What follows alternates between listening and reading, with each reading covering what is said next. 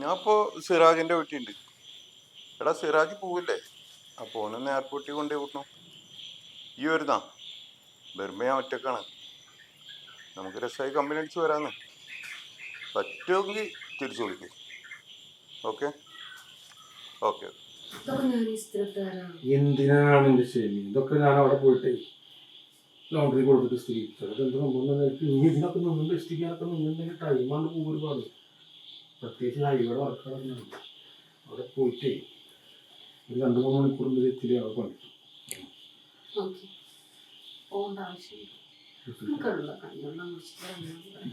നല്ല നല്ല ആഗ്രഹമാണ്.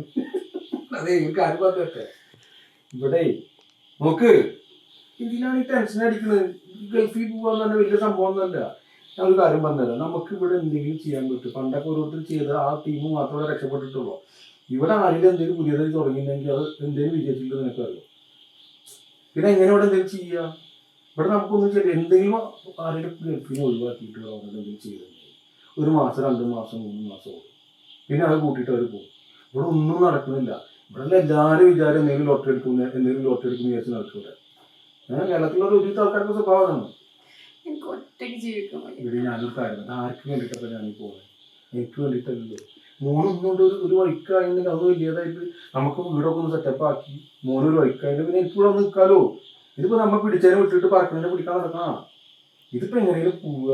എന്തായാലും 1 വർഷത്തിന്റെ മേലെ ഞാനങ്ങ് നിൽക്കലില്ലോ. വീട്ടിൽ വരാം. പിന്നെ എന്തായാലും 1 മാസം 2 മാസം എൻ്റെ കൂടെ അല്ലേ. എന്തിനാണ് എൻ്റെ ശരിയായി ടെൻഷൻ? ഒരു ഗൾഫിൽ പോക്ക് എന്ന് പറഞ്ഞാൽ വലിയ സംഭവം ഒന്നും അല്ല. ഇപ്പോൾ ഇതിനെക്കുറിച്ച് മനസ്സിലാക്കി. പിന്നെ വേർപിരിഞ്ഞ് നിൽക്കുന്നതിന്റെ ടെൻഷൻ ഉണ്ടാവും. എത്ര ഭാര്യമാരൊക്കെ സഹിച്ചിട്ട് നടക്കുന്നുണ്ട്. അതേപോലെ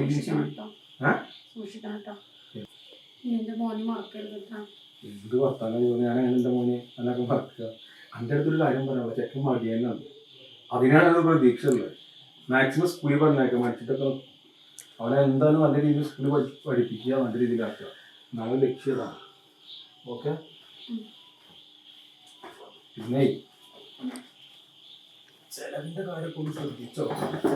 ഒന്നുമില്ല. കറണ്ടിൻ്റെ കാര്യം വെറുതെ ആവശ്യമില്ലാണ്ട് ബൾബ് ഇടുക. ആ പരിപാടികളൊന്നും ചെയ്യണം. ഓക്കെ.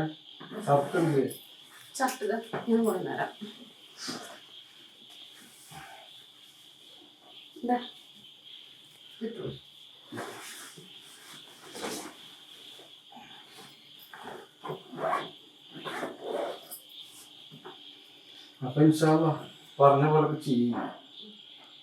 ഇതിനെ കുറിച്ചിട്ടൊന്നും ടെൻഷൻ അടിക്കണ്ട. ഓക്കെ. എന്താണ് ആകെ ബേജാറായി? ഈ പോണ സമയത്ത് ഒരു ബേജാറ് വരാണ്ട് അതിന്റെ സങ്കടം കൊടുക്കണം. ആ കാര്യം കെട്ടിപ്പിടിക്കണം. ഞാൻ ഓൾറെഡി ഉമ്മൊക്കെ കൊടുത്തിട്ട് ഉപ്പച്ചിന് പോകുന്നൊക്കെ പറയുന്നത് എന്തിനാണ്? കാര്യം വേണ്ട. ഇതൊരു കാര്യം ചെയ്യും. ആ ടെൻഷൻ അടിപ്പിക്കട്ടോ. ഇടയ്ക്കിടയ്ക്ക് വിളിക്കുക. ഇവിടുത്തെ അല്ലെങ്കിൽ അവിടുത്തെ ചെയ്യണം. ഗൾഫിലത്തെ അവസ്ഥ എന്നൊക്കെ അറിയാണ്ടാണ്. അവിടെ നമ്മൾ ജോലിക്ക് കയറിയ ആ ജോലി പിന്നെ വീട്ടിലേക്ക് വിളിക്കുന്ന ടൈമുണ്ട്. വൈകുന്നേരം വർക്കൊക്കെ ഉണ്ട്. ആ സമയത്തെന്ന് പറഞ്ഞാൽ കൂളായിട്ട് വിളിക്കുക. കുറച്ച് ഫ്രീ മൈൻഡ്. ഈ ജോലിയുടെ ഇടയിൽ വിളിച്ചിട്ടുണ്ടെങ്കിൽ എൻ്റെ മുതലാളികളെ നടക്കാറില്ല. ഈ എപ്പോഴും കിരികിരി എന്ന് പറയുന്ന. അപ്പൊ അതിങ്ങനെ അതൊന്നും ചെയ്യരുത്. അപ്പൊ എൻ്റെ അടുത്ത് പറയും ചെയ്യും, എന്താണ്ടത് മരുന്ന് പോലെ ഇടക്കിടക്ക് 3 നേരം 4 നേരം വിളിച്ചോണ്ടിരിക്കും. ചോദിക്കും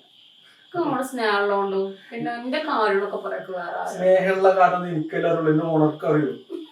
അവിടെ ഫുള്ള് സ്റ്റാഫ് കളിയൊക്കെയാണ്. എൻ്റെ കോള് ഇടക്കിടക്ക് വരുന്നുണ്ട്.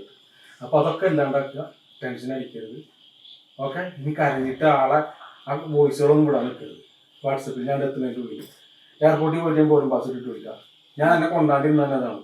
മോൻ്റെ സ്കൂൾ മുടങ്ങുന്നതിനകത്ത് നാളെ കാലത്തും സ്കൂളിൽ പോകില്ല. രണ്ടാമത്തെ കാര്യം അവിടെ നിന്ന് എയർപോർട്ടിൽ അങ്ങനെ എൻ്റെ വാനും പോകും. ഞാൻ റഹ്മാനായിട്ട് അതാണ് പോകാൻ തീരുമാനിച്ചു. ഓക്കെ. ഓക്കെ. ആ യാത്ര ആക്കിയിട്ട് പോവാം.